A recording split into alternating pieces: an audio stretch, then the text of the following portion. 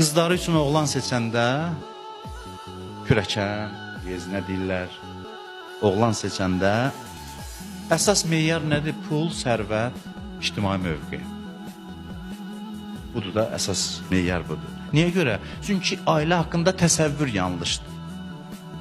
Niyə gəlin seçəndə bəziləri, hətta deyərdim bir çoxları deyir, adlı sanlı ailədən olsun?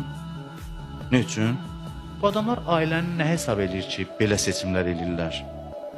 Bunlar üçün ailə özünü göstərmək vasitəsidir. Ailə haqda təsəvvür budur ki, ailə mənim cəmiyyətdə özümü göstərib, cəmaata naz eləməyimin vasitəsidir.